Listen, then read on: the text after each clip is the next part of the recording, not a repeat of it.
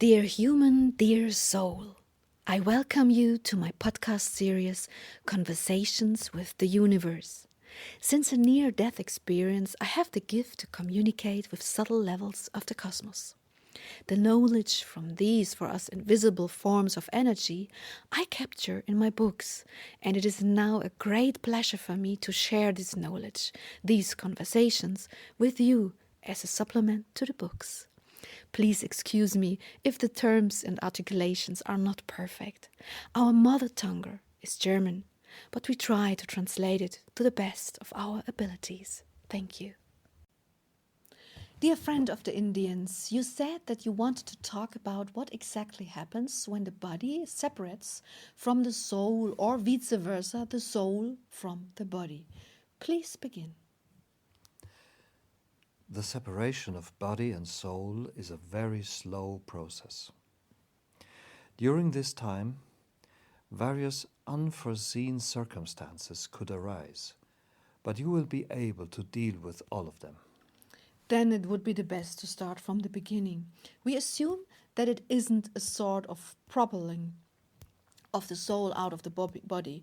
We are talking here about the slow separation, right? Yes, exactly.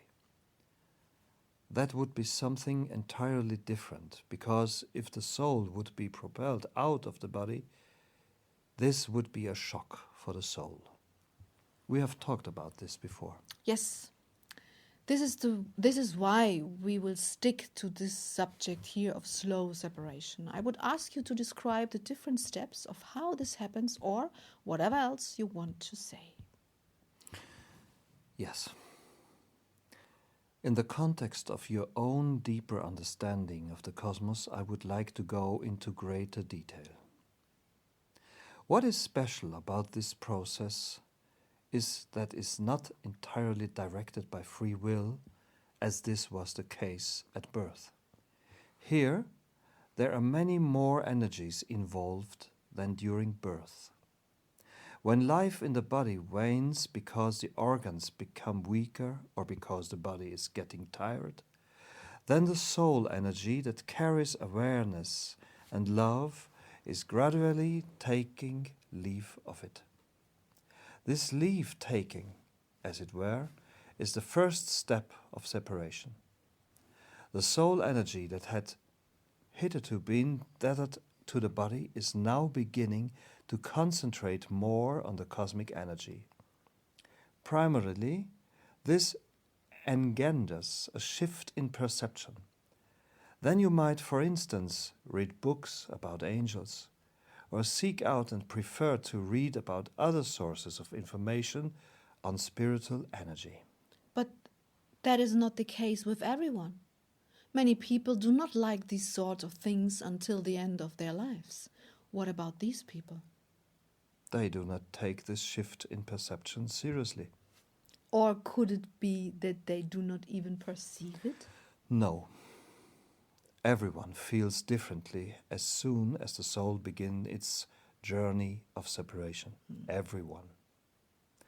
Those who have no wish to study cosmic law do not tend to reflect on their life experiences, but instead tend to dwell on certain memories of themselves as young people and other memories of their lifetime. Others, however, direct their attention to this change in perception and suddenly feel differently than ever before, more expansive, more loving, or warmer. This is the soul striving to expand. It wakes up to its own life after a lifetime of not living these perceptions. The weakness of the body makes this possible. Okay, so this is the first process. How long will this take? This can take years. It really only depends on the waning of the physical strength of your body. Past things will be reflected in a different way, and this is part of the awakening of the soul into its own perception. Oh, And then, when the awareness of the soul is expanding and the body is getting weaker and weaker, there are also other energies at work. Also, the human body cannot move as fast anymore, yet the soul has always been much faster than the human body. The increasing energy of the soul creates divergences in the body that is perceived in different ways.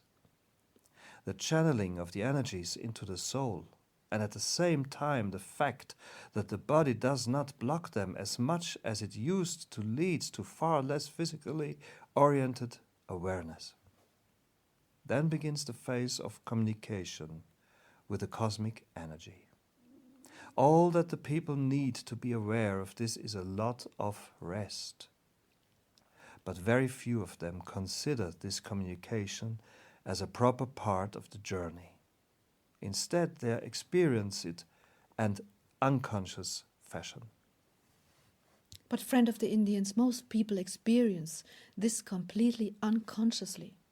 Please give me a few tips. What can people do in such a phase? When the soul opens and detaches from the body, should they meditate maybe? Is there anything they should do more? This is a beautiful question again. Thank you, Sylvia.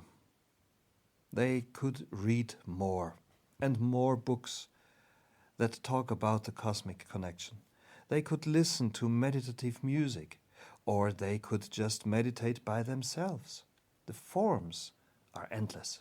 So that means, in principle, that in this phase you develop a sort of talent that makes you want to communicate with the cosmos more than ever. Exactly. As a human, you are so distracted that communication with the other worlds appears to be very difficult. But as soon as the soul begins to detach, the tools of the soul become more available to you. And if you exercise concentration, you will be more and more able to sense cosmic impulses. Okay, and what happens next? The next step is the actual, final detachment of the soul. It begins extremely slowly, as in slow motion, if you would like a visual image for this to leave its husk.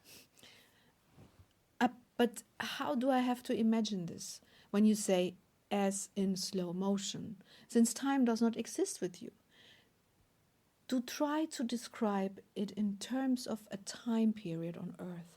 Is it something that lasts a minute, a second, a month, a year, a week, a day? Well, on average. I know it's difficult, but please try.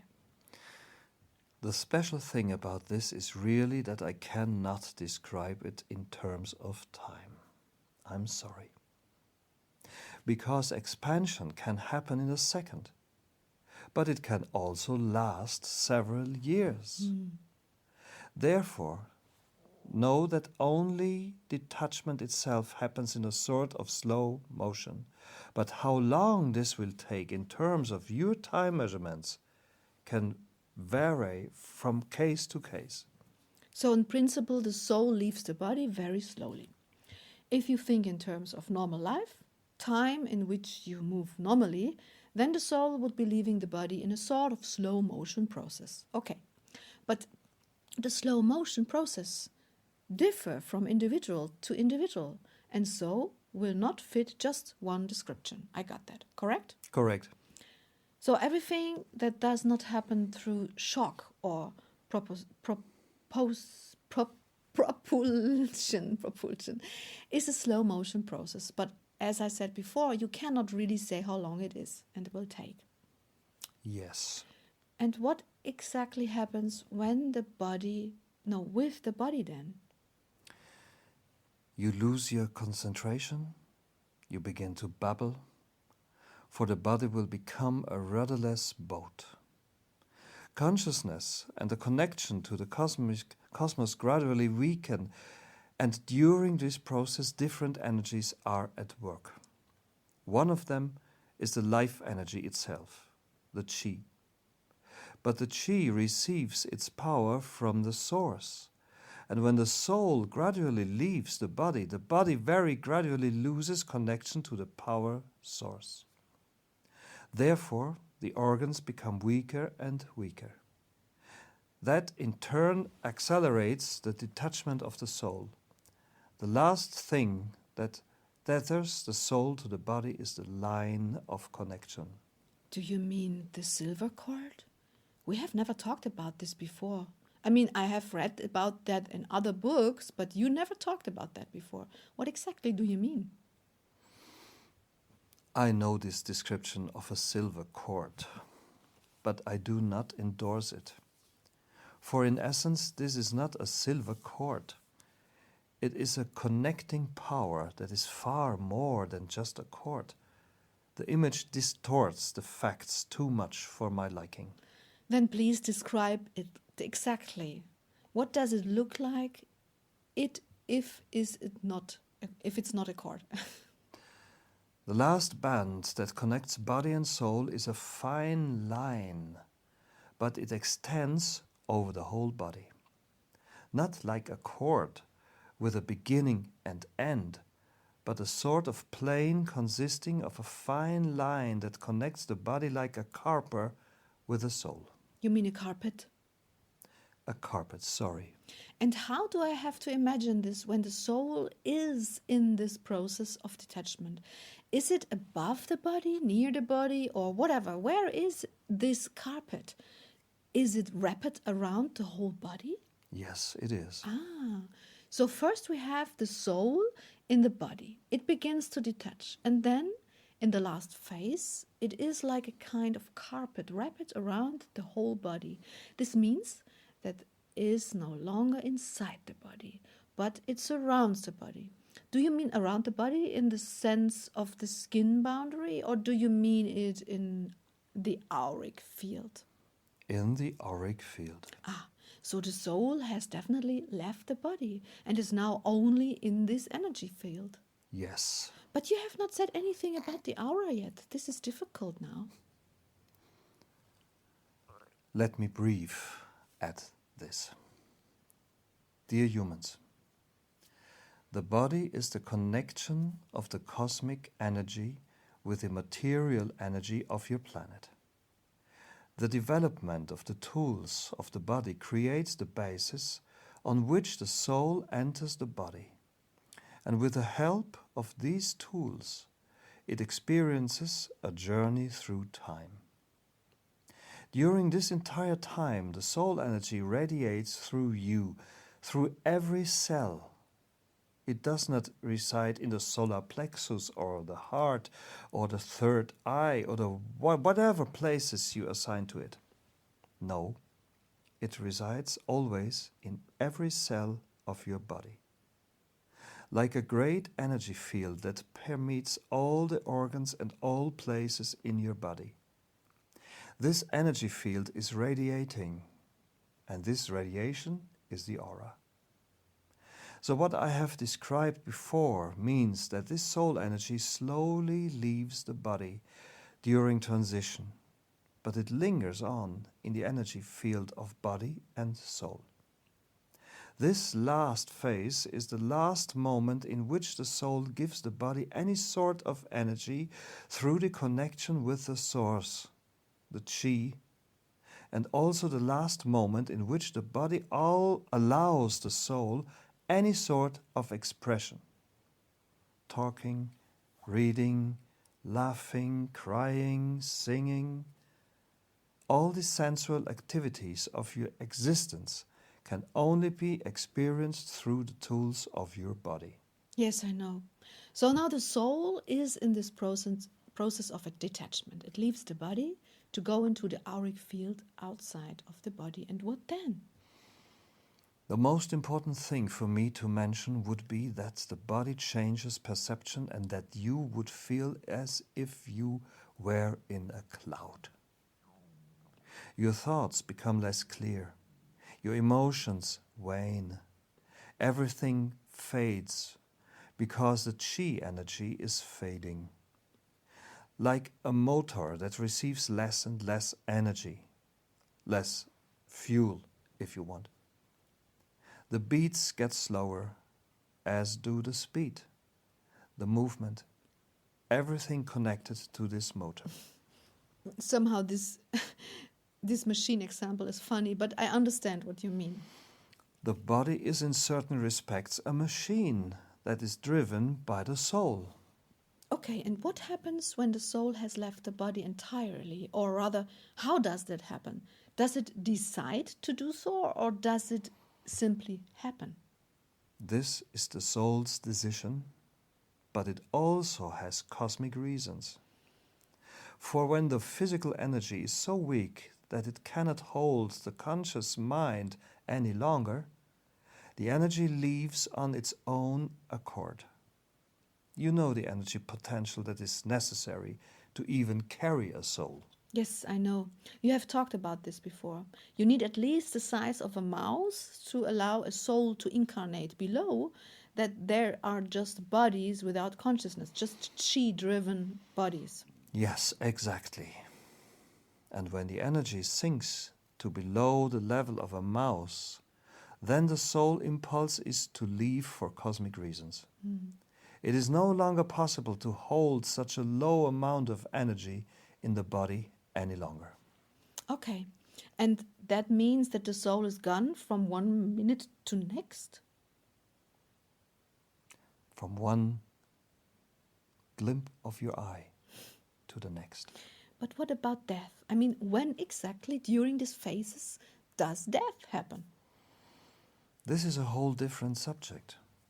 Here we are only talking about the phases of detachment. The last phase is usually already the phase in which people no longer have any consciousness and are either just vegetating in a foggy state or have actually given up the body. The detachment of the soul in the last phase is actually only possible 7 days after death. Ah, I understand. So this last phase also encompasses the physical death, but it does not mean that the detachment of the soul triggers the process of the physical death, but that physical death has happened sometime before. And the soul remains in the auric field, and then sometime later, in the last moment, it leaves. Yes. You explained this beautifully. Mm. No, really. It is difficult for me to clearly name these structures because ultimately all of this is energy. Energy fields which merge, work, and journey on. The clarity of the true processes is easier for me to describe as long as they are not physical. I understand. So all energetic processes are easier for you to describe than the physical. That means that the actual death of the body is not easy for you to perceive and also not quite so important, at least, right? Right. I understand. What if the soul has left and the body now is left without this energy? Doesn't it start to root now? Yes.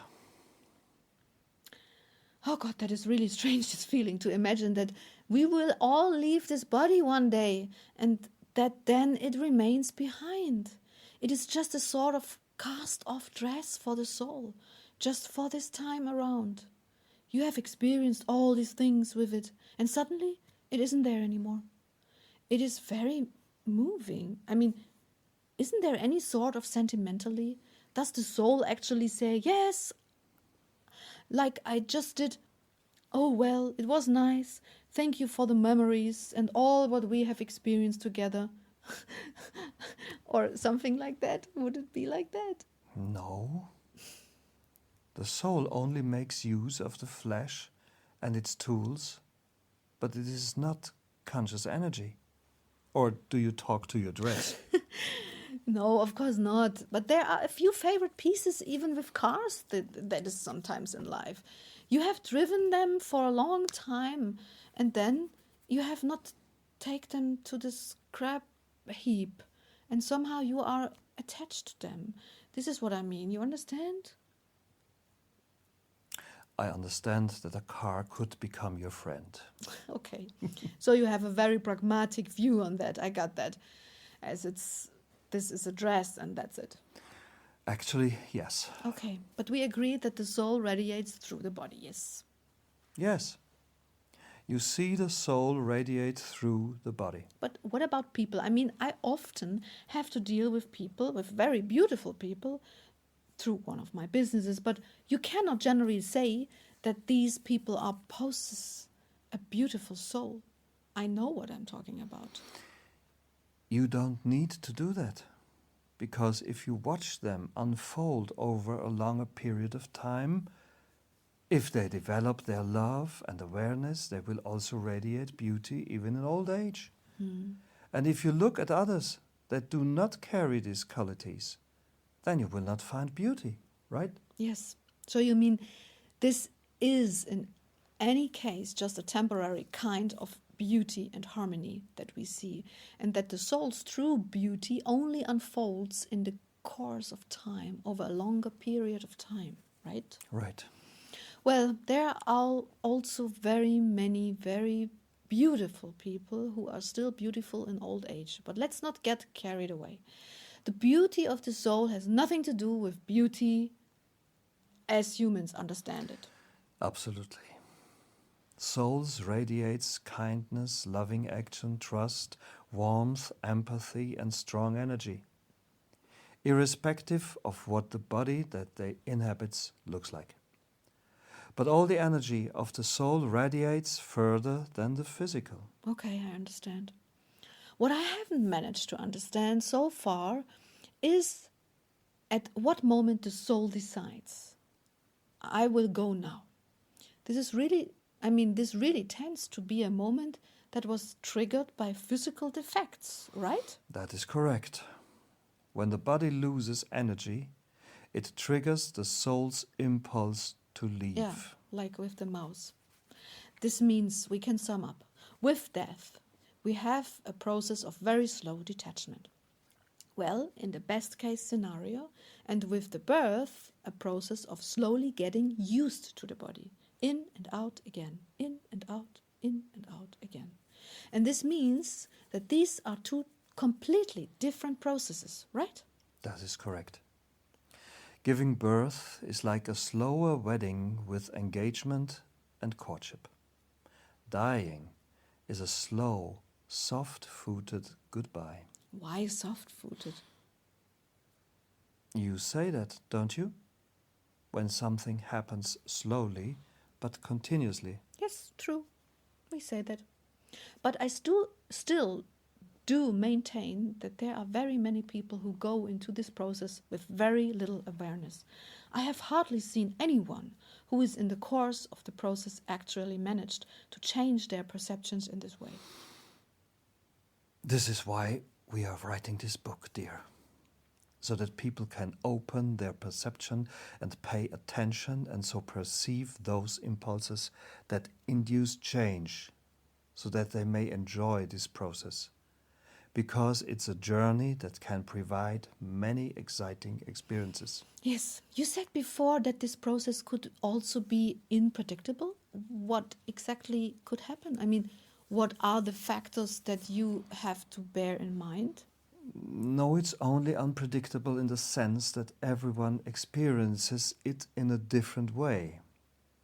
Some just continue to carry on with their lives in the same fog as before, whereas other people suddenly start perceiving things that they have never perceived. I understand. So there are no dangers involved, right? Right, Only your own fears, right? right, Okay, but there isn't anything you should be afraid of? absolutely. Life is guided by the cosmos and hence also death. There's nothing that you should be afraid of in this context. Well, yes, but there are these wonderful images that people have invented of hell and whatever. For example, of ghosts in the afterlife and other such stuff. What about that? Nothing about that. Sorry, but it has no place here. Would you like to say anything else about this? Yes, of course.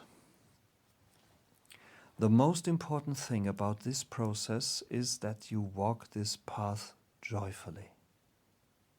The liberation of the soul from the physical shackles of a whole life is in truth also a beautiful journey.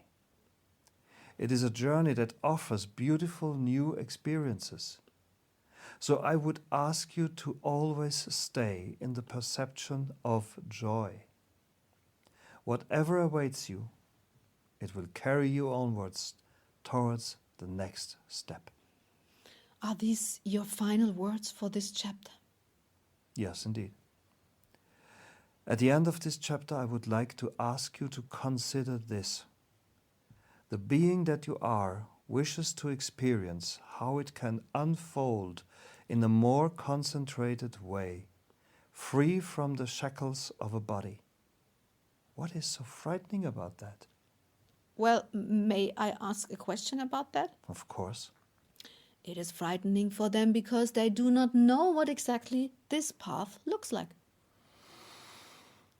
But we have tried to establish this here. It should be fun, of joy, full of love, full of energy, full of warmth, sublime and limitless. You are responsible for this path. No one else is. So answer this question as you would have it answered, and this will be your new path. Just one more question, a short one.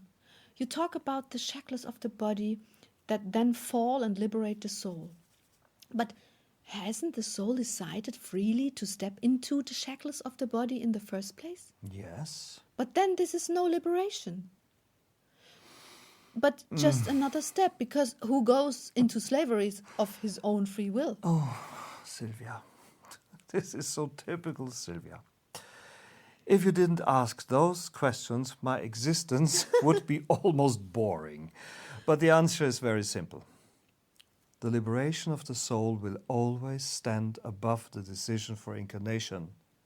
But incarnation is an important process here, to experience the souls, the freedom and the unfolded. So I have chosen the word shackles very deliberately in order to underline the longing for freedom. Do you understand me? Yes, I understand this very well. One extreme in order to experience the other extreme. Finally. Well, it is a pity there are just a few people who really feel the power of this liberation, or who really want to experience and unfold. Usually, they end up in this lethargy of the, well, that's the way it is, well. This is said without judgment, dear, but you do also meet people who feel this energy, don't you? Yes, but very rare. Okay, is there anything else you would like to add to this chapter? Nothing? A final remark? Yes. What? What is it? Life is your chance to become whole. Nothing else? Nothing else. Okay. Then, thank you very much. And what is the next subject? The next chapter is the description of the soul energy when it has received the wrong form. A wrong form? Wow, how can that happen? That's very interesting. I'm very much looking forward. Thank you. Love. Thank you, Sylvia. Love.